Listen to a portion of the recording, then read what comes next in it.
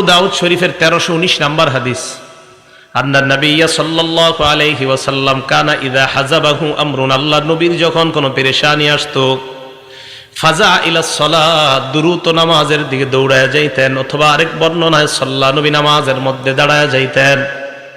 হাদিসের মাধ্যমে আমরা ঔষধ শিখতে পারলাম, যখনই আমাদের কোনো পেরেশানি আছে, প্রথমে কোনো আলেমকে বলবো না, ইমামকে বলবো না, খতিবকে বলবো না, মাকে বলবো না, বাবাকে বলবো না, পীর সাহেবকে বলবো না। পেরেশানি আসছে, আমার নবী সর্বপ্রথম নামাজে দাঁড়াইছে। আমাদের প্রথম কাজ পেরেশানি আসার পর কি করা? বাস। এরপর বলেন নামাজ আগে পড়েন 2 রাকাত নফল, অথবা যত রাকাত পারেন পড়েন, পড়ে আল্লাহরে বলার পর ইমাম সাহেবরে বলেন, খতিব সাহেবরে বলেন, মারে বলেন, বাবারে বলেন, প্রথমে বিষয়টা আল্লাহর সাথে শেয়ার করেন। সুবহানাল্লাহ। এটা আমাদের নবীজি আমাদেরকে শিখিয়ে দিয়েছেন। আমাদের নবীজি কোনো পেরেশানিতে পড়ছে তো সর্বপ্রথম নামাজ পড়ছে।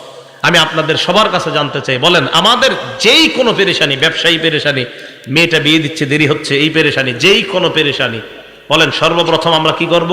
নামাজ পড়ব। আল্লাহ আমাদেরকে তৌফিক